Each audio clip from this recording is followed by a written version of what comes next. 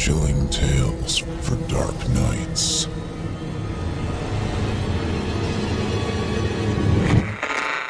Want to make sure you never miss a Chilling Tales for Dark Nights video again? Be sure to subscribe and hit that bell to turn on notifications. It's time to turn off the lights and turn on the dark.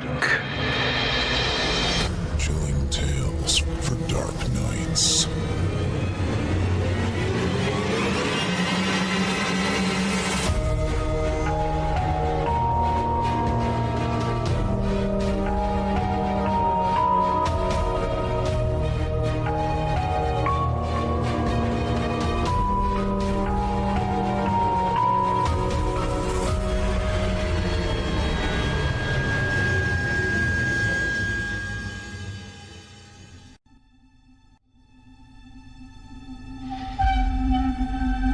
Good evening, listener. You're listening to Chilling Tales for Dark Nights. On tonight's edition, we invite you to leave behind your safe reality and descend with us into the frightening depths of the most terrifying imaginations with an audio adaptation of frightening fiction about petrifying presences. I'm your host, Paul J. McSorley, and tonight and every other Wednesday night, I'll be your guide as we traverse the dimly lit corridors of your darkest dreams. Joining us tonight to help bring to life the frightening fiction of Hank Belbin is voice talent Paul J. McSorley. Now get your ticket ready, take your seat in our theater of the minds, and brace yourself. It's time to turn off the lights and turn on the dark.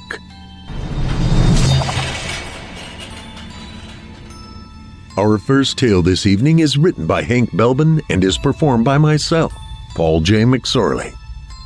There is a presence within these bizarre places and worlds known only by the few as the Pale King. He is all around you. He is already inside you. He created the universe that he was banished from, and now he is silently waiting in the outer reaches for the right vessel to bring him back. If one were to open the gate for him, then what would happen next? Now, without further ado, I present to you The Cult of the Pale King.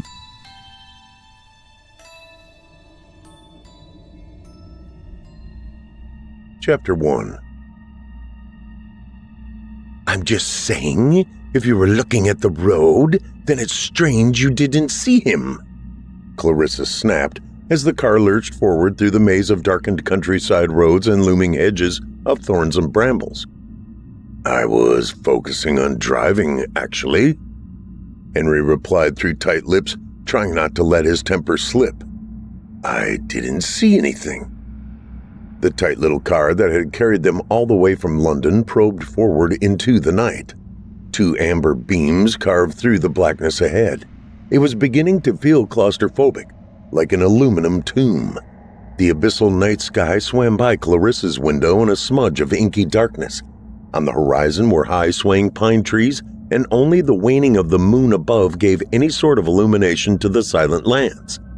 The couple had been driving for over 8 hours. But the man was right on the side of the road. I saw his face, Clarissa said, feeling more and more nervous as they drew closer to the isolated little village. Something was wrong, and she knew it, yet she could not quantify it. All she knew was that she really did not want to be in this part of the country. Honestly, Henry, it was really freaky, she reiterated. It was probably just a scarecrow, Henry grunted. This is Devon, you know, pharma country, he chided. Then why did the scarecrow throw me a Hail Mary at me? She replied, looking across at Henry's stoic face. He was glaring forward now, refusing to acknowledge her anymore. She knew he had lost interest in talking about it. The giddy conversation had faded long ago, and all that was left now was the desire not to argue with each other. Well? She demanded. I don't know, Clarissa.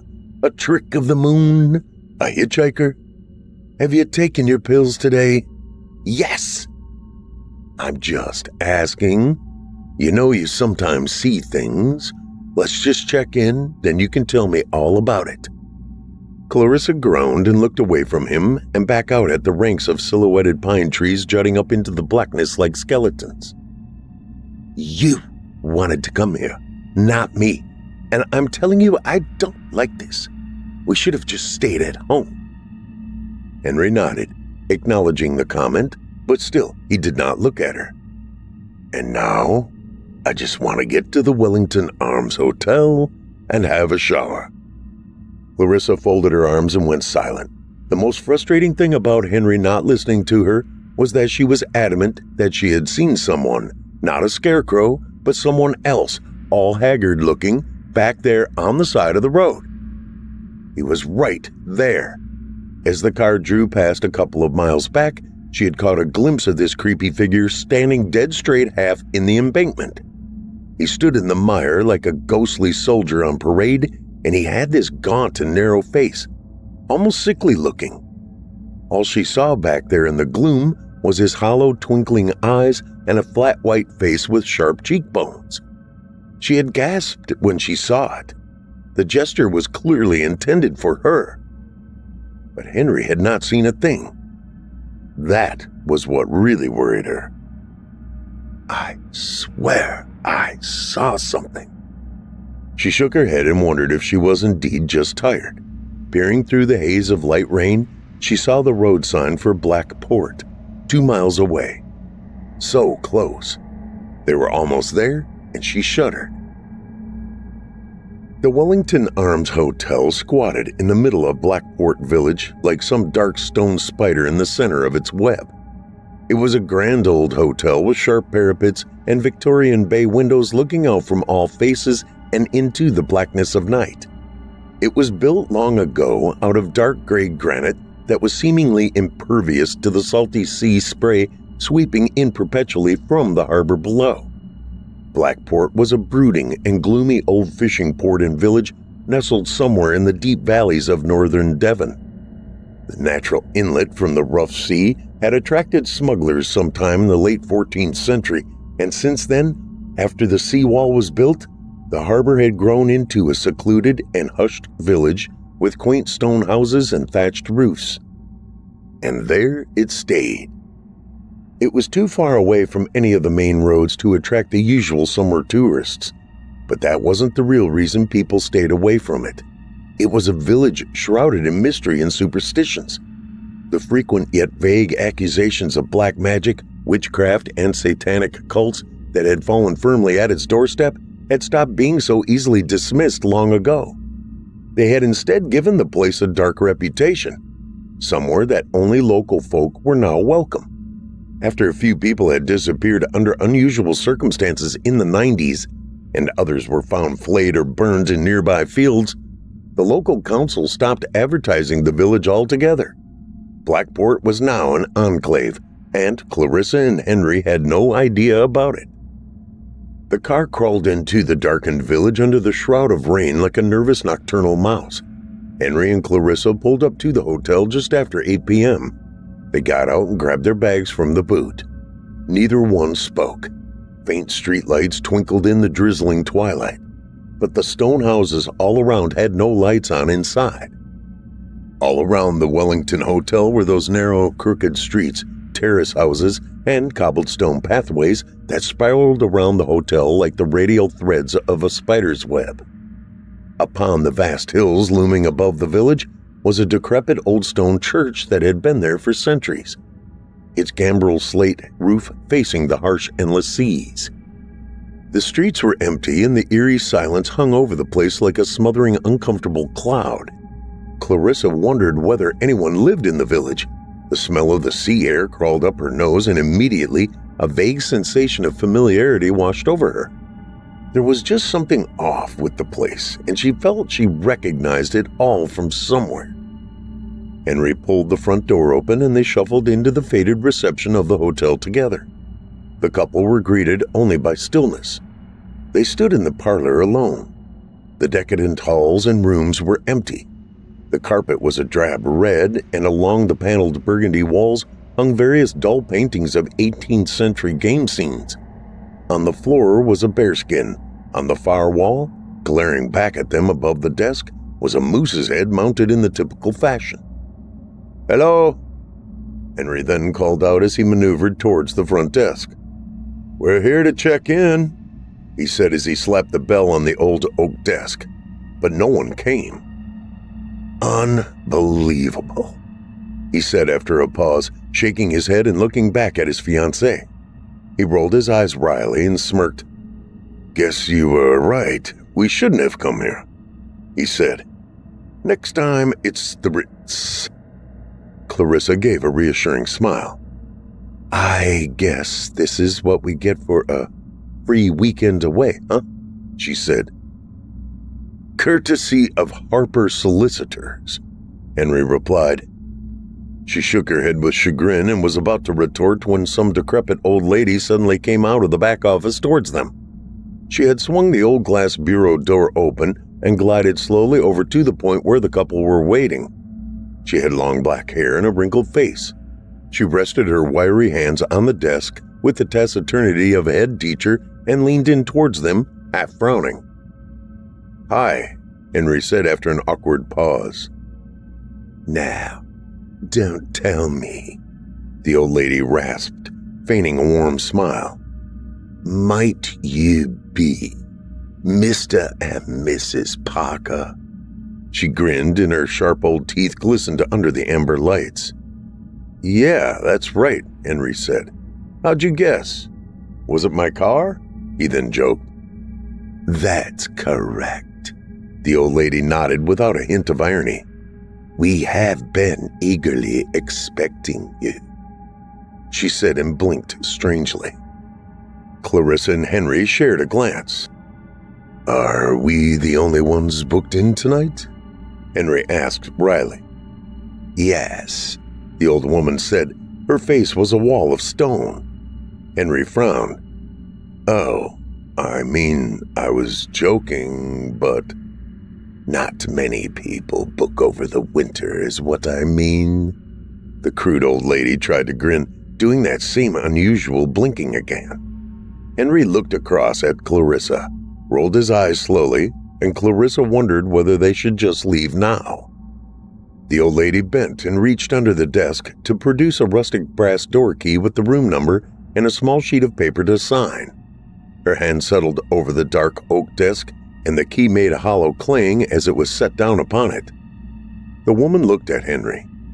"Now, breakfast is between 7 and 9 a.m. in the dining room behind you, and we ask that you do not leave your room after midnight so as not to disturb the other guests."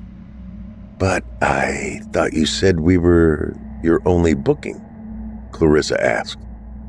The woman did not look at Clarissa and simply carried on reciting her welcome speech dully, like an accountant reeling off figures from a ledger. "All the shampoos, soaps, and so forth are complimentary also, and your room service runs up until 10 p.m. Checkout is at 11 a.m. The couple stood before the old woman, awaiting some sort of conclusion to the laconic speech. The conclusion never came. The old lady was cold and unmoving and simply glared back at them with flat dark eyes. Clarissa then apprehensively reached out for the key. Okay, so thank you?" The old woman nodded, still not looking at Clarissa. Clarissa took the key in her hands and raised it up awkwardly with a nervous smile. The couple shuffled away from the reception, unsure of what to do or say next. As they navigated up the wooden balustrade stairs and onto the first floor, Clarissa could not help but glance over her shoulder, back at what had just happened. "That was weird," Clarissa said, shaking her head, still hearing the strange mutterings coming from the woman. "I know, right?" Henry huffed quietly, tugging himself up the steps using the banister. "No wonder we're the only booking."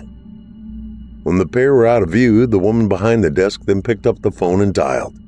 She said only one sentence, then hung up again. "It's her. She's back." The couple came to the top of the stairs. The hallway of the second floor stretched off into a shrouded, dizzying amber haze. Dull ceiling lighting and Victorian faux chaise lounges made up the space. On the wall in front of them was an oil picture of King Charles III. His disinterested gaze looked back at them with a vague air of dismissal. Henry wandered off ahead and read out the room numbers as he passed them. 23, 24, he called out absently. But Clarissa didn't hear him. Something else took her attention. As she idly looked down at the old brass key loose in her palm, she noticed something. Something was not right. On the reverse of the key tag was this strange symbol, a unicursal maze, the labyrinth. It appeared like it had been carved in with a dull knife or maybe even a paperclip. She reeled back and stared down at it and felt the nauseous fear crawl up in her stomach. It was the same symbol she had seen in her nightmares since childhood. She had blocked out everything else from her childhood, but those nightmares still remained.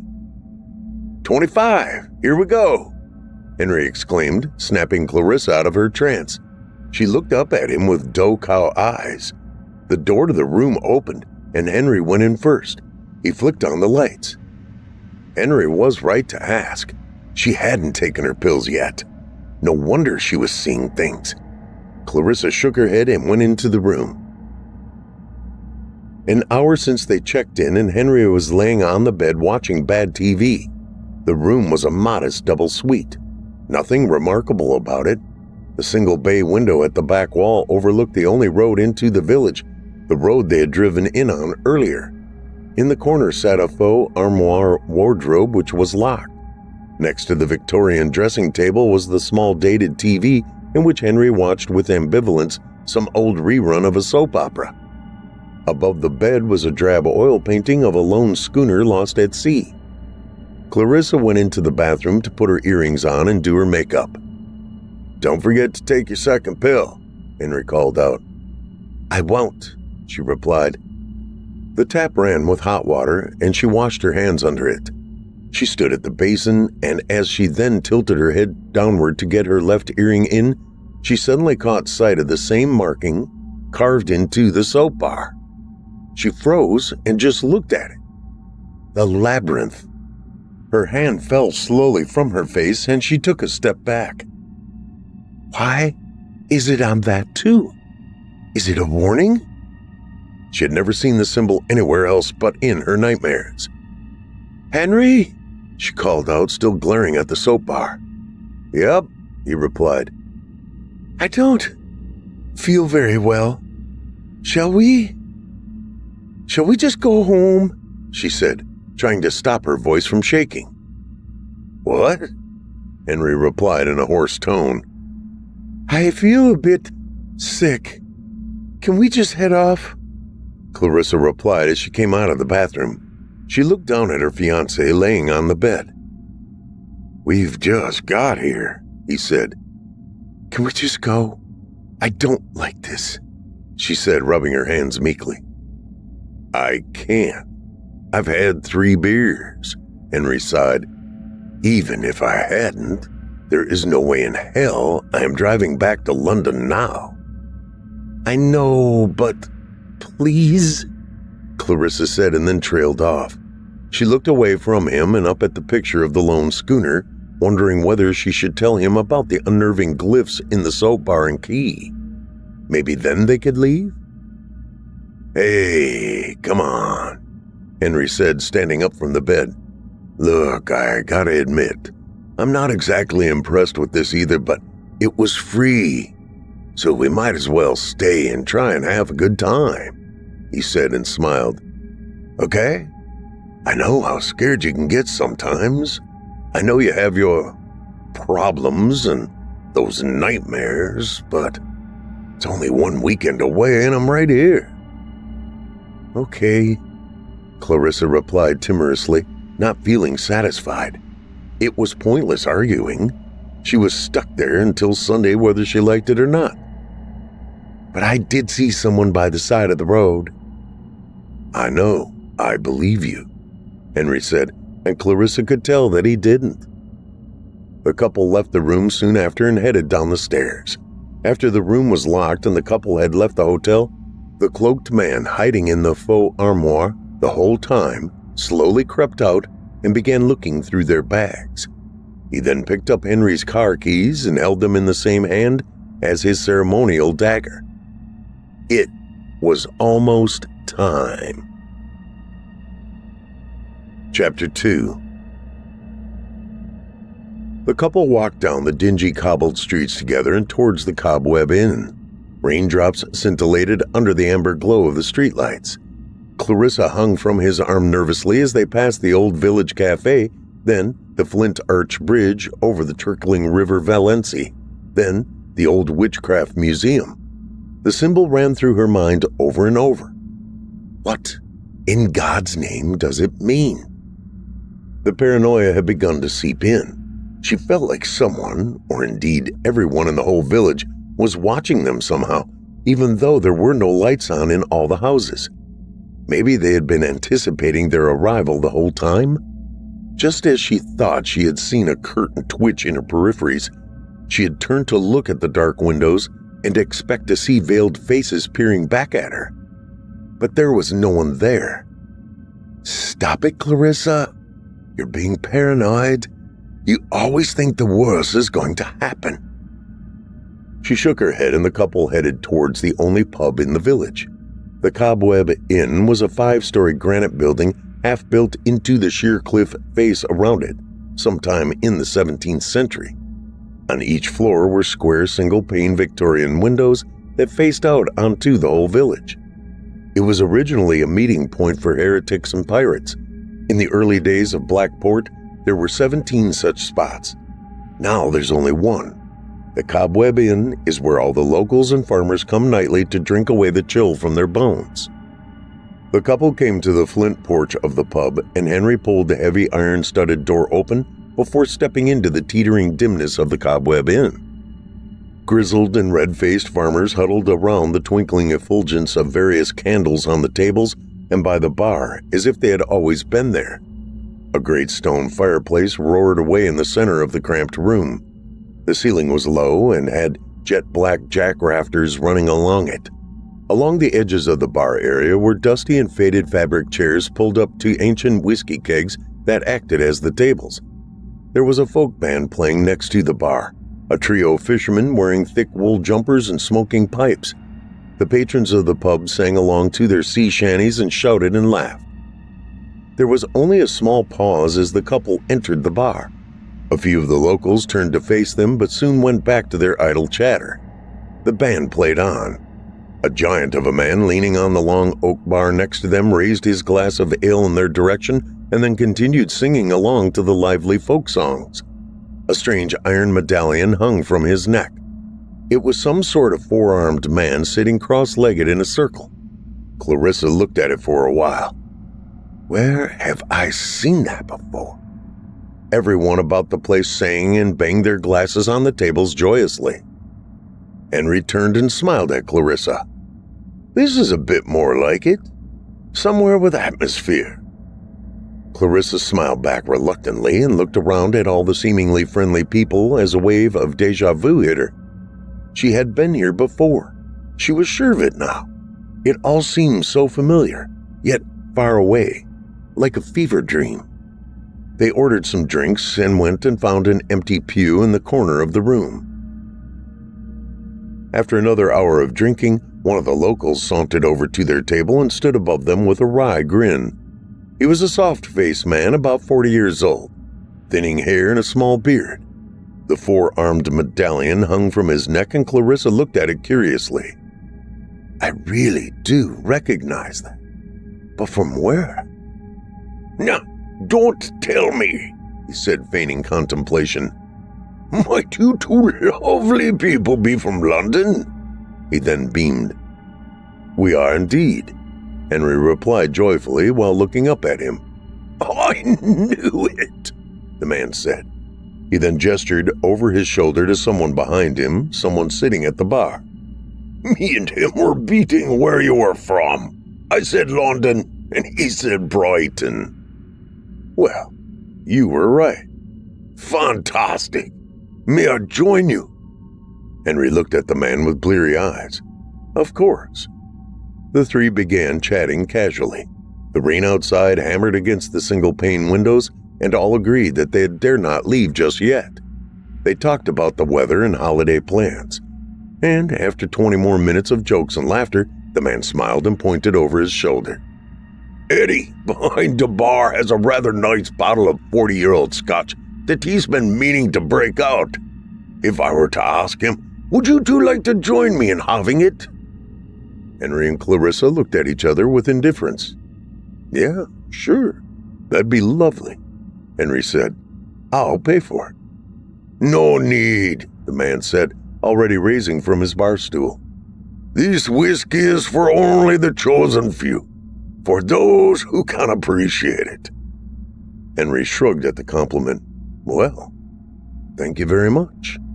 "I'll be right back," the man said with a grin. "Just need to employ my silver tongue to get that old basset hound to pull it down for me." He then winked. Clarissa watched with intrigue as the man strode up to the bar and leaned in close to the bartender. He pointed up at the top shelf and then signaled behind him at Henry's table. Eddie, the bartender, looked over at the engaged couple. His hands were flat on the bar and a dirty rag was thrown over his shoulder. Both men smiled and nodded. The soft-faced gentleman reached out and shook Eddie's hand. Then, after the coy exchange, the man came back to Henry and Clarissa's table with the bottle in his right hand and 3 tumblers in his left hand. He sat down opposite them and unscrewed the cap. "Now, please, do not shoot this, okay?" the man begged. "This is prestige stuff." The man chuckled. "I'd never do such a thing," Henry retorted smugly. The man smiled coldly. "I knew I could trust you," he said, and then poured the fine scotch out for them all. Clarissa giggled nervously. She had had too much to drink and felt exposed. Her inebriated gaze fell loosely over old-time folks sipping ale, on the coal fire, on the various sepia-toned photographs hanging from the rough stone walls. All around them, the music and the chatter swelled and rose. "To new friends!" the man exclaimed as he lifted his shot glass. "To new friends," the couple repeated back. But as the three went to take a sip, the mysterious man's eyes darkened and he simply stared at them, the glass just about touching his lips. Henry and Clarissa did not notice. They sipped at the whiskey and closed their eyes as it went down their throats hard. He, however, threw the scotch over his right shoulder. He continued glaring at them with his menacing smile as they rolled around in delinquency. Both of them were so drunk that they couldn't even see straight. But more than that, the shot was taking effect quickly. Clarissa began to fade. The man opposite her blurred in her vision. "Tell me something, Clarissa," the man asked after a long pause. "What?" she mumbled back, blinking slowly as she did. The man breathed out calmly. "Why did you run away? Your grandparents, Jim and Brenda, were trying to help you." She suddenly stopped moving and just looked across at him with wide open eyes of terror. "Huh?"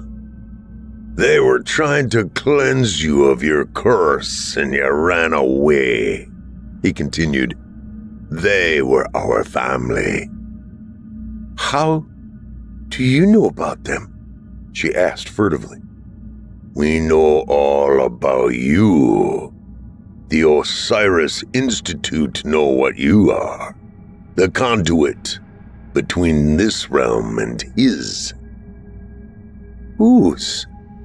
"The Pale King," he crowed. "We were trying to help you. We are your family too." "What? That's impossible. I don't remember anything from my childhood." "We do. We've always been there," the stranger snarled. "The Institute will help you." "Sorry? Excuse me. What the hell are we talking about?" Henry asked in bewilderment. "Be quiet." The man growled to Henry without looking at him. Clarissa could not speak somehow. She could only stare forward at the darkened man before her. She was gripped into a dull paralysis. Unconscious fears soon became unassailable reality. The man grinned with a sheen of malice. "Then, if you won't tell me that, answer me this. Why did you come back?" "I don't understand," Clarissa mewed, shaking her head apologetically. "You've been here before, haven't you?" "No." "You're tired of running from it, aren't you?" he said. "You want the darkness within you extruded? You felt like something has been wrong with you your whole life, haven't you? You've always felt different. You have suffered those nightmares forever, yet you cannot remember." A single tear rolled down her face. "I don't understand. How do you know?" "We know everything. Just like you, we can travel great distances." As the poison kicked in, she suddenly began to feel even more lightheaded. Her eyes rolled and her head began to dip forward. The man noticed. He smirked. "Soon this nightmare will be over for you," he said. "That's why you came back. You want it over with, don't you? You want to wake up. We will help you. A new world awaits after your baptism." "No," she said. Clarissa tried to stand up in a rush of panic. She went to escape, but couldn't. Her legs were jelly and she stumbled.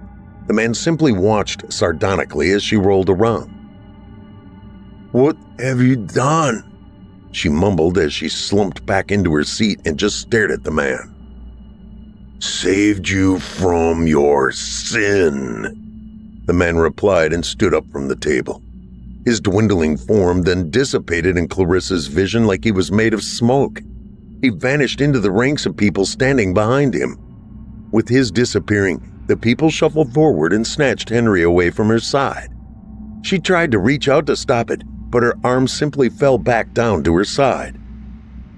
"No, you've made a mistake," she slurred. "I'm not from—" Everything went faint after that. Clarissa couldn't hold her eyes open any longer. She felt the world fall away from her. The whirling noise of the band and the fireplace left her. Everything smeared into darkness. She fell. Choking blackness. At first there was only that emptiness of an utter void and iced winds of cosmic space blowing through it. Then shapes, vague, monstrous, and evanescent, came for her. A swarm of great hissing winged creatures like gargoyles swooped down and carried her off over illimitable plains. She hung lifelessly from their talons as she was carried over great dead volcanic expanses and ashen plateaus. Time was endless. The skies all around were churning masses of brooding clouds that groaned like giant wounded animals. It was all the same as her nightmares. Endless putrid black sands and infinite rolling waves of foam and ichor. She found herself walking along that beach, the familiar taste of seaweed in her mouth. The horde of inky black gargoyles followed her loyally through the sprawl of half-sunken bones and the decaying corpses of ancient beings, all buried in the sulfuric sands of eternity. They all flopped limply around her in a trance-like dance, half with their awful webbed feet and half with their slippery membranous wings. She had seen it all before. Clarissa looked up to the monstrous black sun above in the dim skies and heard one voice. "You will open the gate." It echoed down from the skies. Clarissa stared up at the flaming obsidian-colored orb and replied, "Yes," as she always did in her dreams, yet she did not understand why. She only knew that the porthole was called the Pale King, the Eater of Time. The winged creatures surrounding her seemed to squawk and cheer in adoration. The black sun then grew, unfurled and spread out giant bat-like wings and spider's legs, and it morphed into a giant clawing membranous cloud. It engulfed the vast dim skies and blotted out what little light there was. The waves of tar in the seas then swelled and rose tremendously up the beach, closer each time, until one finally crashed and enveloped Clarissa, and everything went quiet once more. Everything she had feared in her dreams was real. "You've always been here. You always will be," the Pale King's booming voice said to Clarissa before fading into the emptiness. Chapter 3. At some point much later, Clarissa awoke in a daze. Her head pounded and she felt delirious. Bleary-eyed, she rolled around and tried to shake her head clear. She was cold. Her skin felt tight and numb. She was outside, she knew that much. No longer was she on that infernal alien beach. The raw nighttime air chilled her to her bones. It was unmistakable. In a daze, she tried to move, but soon found that her hands were bound behind her. The realization jolted her into alertness. She forced her eyes open and fear brought her hurtling back to reality. Cloudy-eyed, she peered around and saw the tall grass blowing languidly in the wind around her. Above, the stars barely glowed against the crushing blackness. Somewhere near her, she heard the ocean waves smashing against the cliffs. She knew she was up on the hill by the old church. The large wooden stake she was tied to overlooked the village below. The amber streetlights twinkled down there like an island of dull light against a sea of black. She then angled her head to her right and saw them. She gasped when she did. 20 or so robed and unmoving figures stood in a loose semicircle around her, all holding wooden torches. They stood silent in the bitter night like an ancient debt. The crude masks they all wore were fashioned from straw and twigs and dried leaves, shaped into faux Venetian carnival masks that gawked back at her with bulbous noses and contorted lips. The torch flames yawed in the stark blackness of the night winds around them all, vaguely illuminating the various figures' hollow, unblinking gaze behind the masks. Hanging from all of their necks were those same awful four-armed medallions that she had seen all night. The sight made her snap up with energy. "Oh my God!" Clarissa screamed from when she saw them. "Henry!" she shrieked. "Henry, where are you?" "I'm here," he groaned from behind her. "Ow, my arms are numb." "Henry, wake up!" she screamed.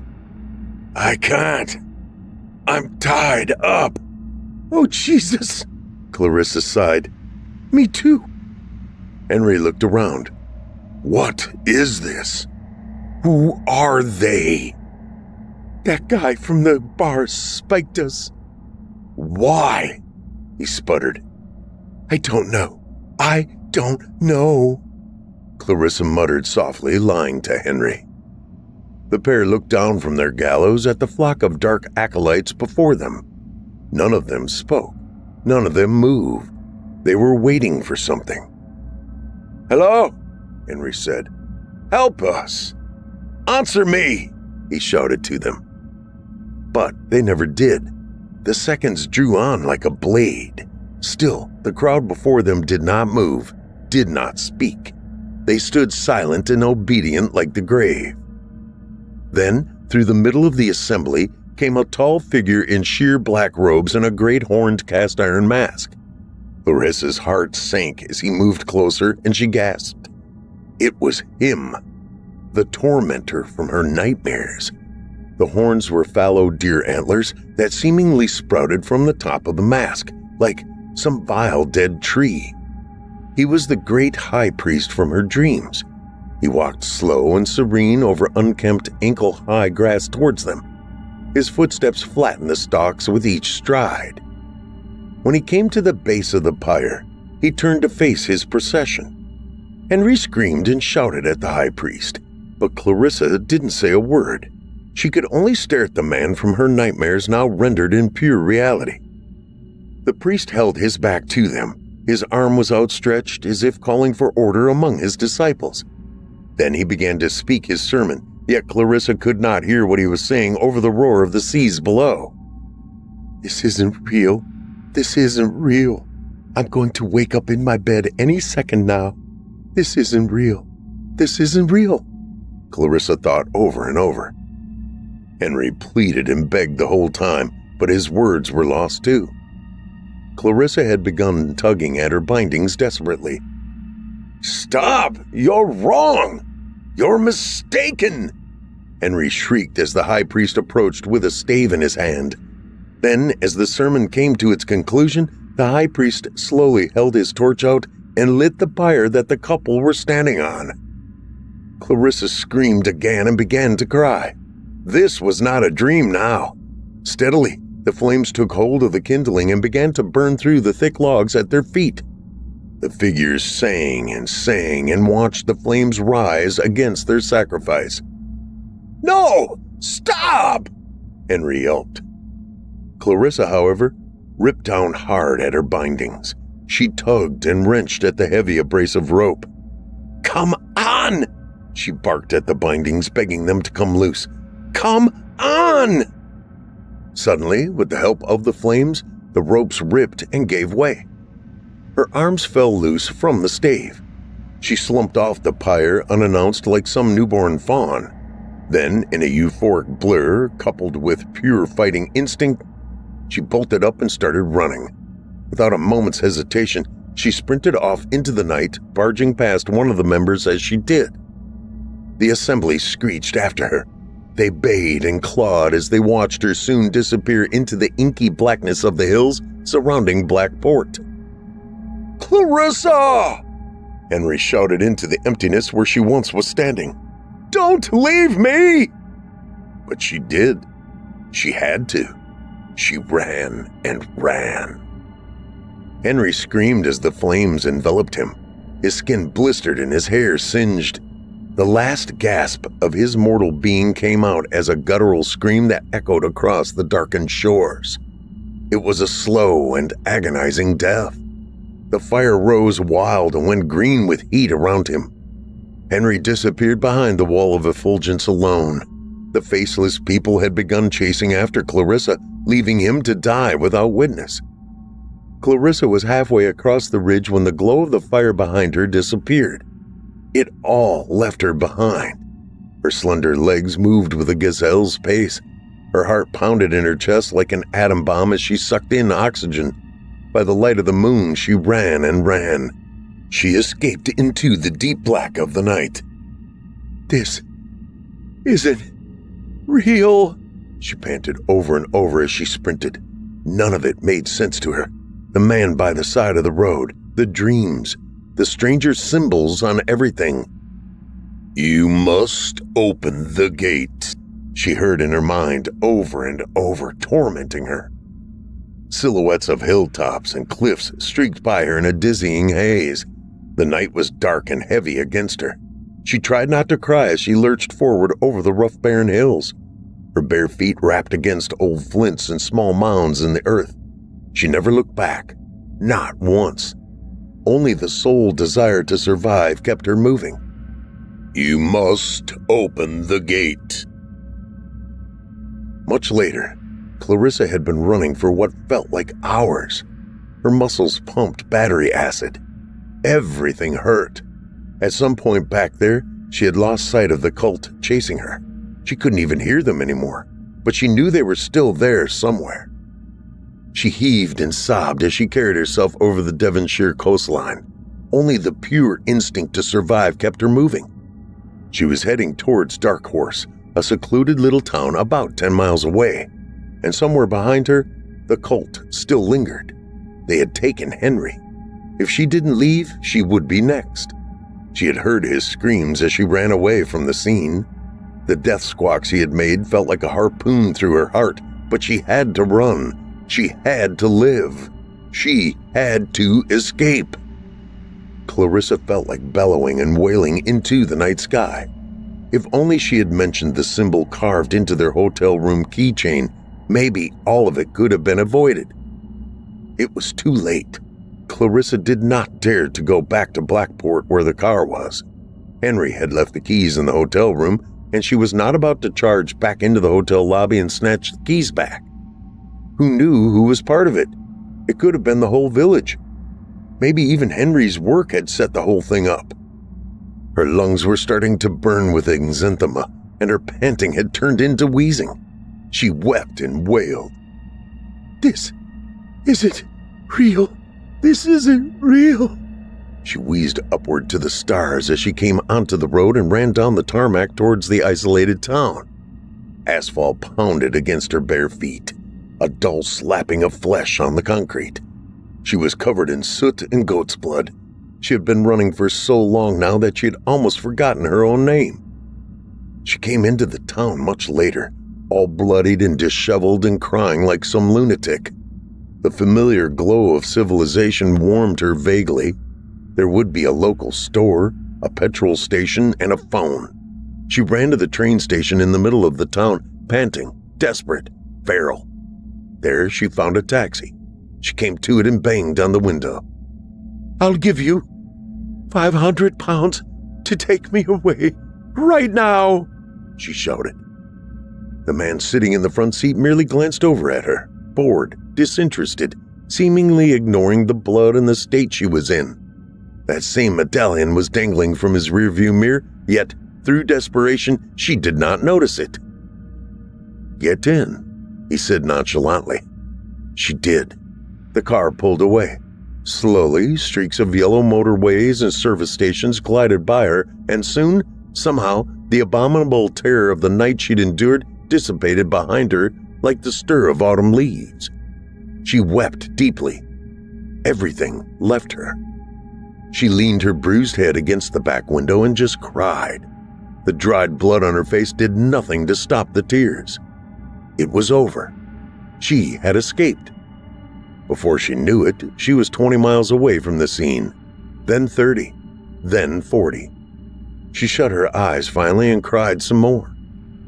Somewhere back there, her fiancé was now a charred remain. She would never be the same again. They'd accused her of being something truly evil. Were they right? She hadn't taken her medication in over 3 days. Was any of it even real? But the stranger at the bar was right. She had felt wrong her whole life. She had always felt the unyielding connection to that other world of the Pale King, some unexplainable schism. She saw it in her nightmares and hallucinations, those outer realms where universes collided and all abstractions of life existed, and the Pale King feasted upon them all. There was a presence simmering between the shades that humanity can see, yet she felt like she could see it. Were they right? Peering backwards in the rearview mirror at his passenger, the old man muttered but one sentence. "We can't let you leave." She looked up and met his gaze. Her heart sank at the sight. It was him, the man from the side of the road earlier that evening. The car began to slow, and she noticed. "You're her, the conduit to the Pale King, the Time Eater," he said. "We can't let you leave. We must open the gate."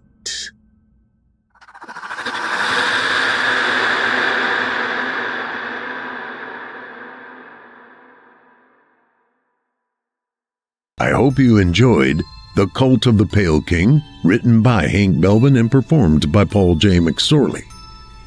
You can find more of Hank Belbin's work on our very own network, as well as on his website, hankbelbin.com. That's HANKBELBIN.com. And don't forget, there are still over 120 episodes of Fear from the Heartland in our archives. I strongly suggest you check them out. Well, friends, our weekly descent into the depths has just about come to a close. But before we go, I'd like to take a moment to thank you for joining us tonight and remind you to take a moment to stop by our iTunes page and leave Chilling Tales for Dark Nights a 5-star review and a kind word. And follow us on Facebook, Twitter, and Instagram if you haven't already. And of course, subscribe to us on YouTube, where you can find an archive of our work going back to 2012. And consider signing up as a patron at our website, chillingtalesfordarknights.com, to show your support and get all of our content ad-free. I'm your host of the evening, Paul J. McSorley, and it's been a pleasure. Tune in again next week when we once again turn off the lights and turn on the dark. Sweet dreams, listener. Sweet dreams.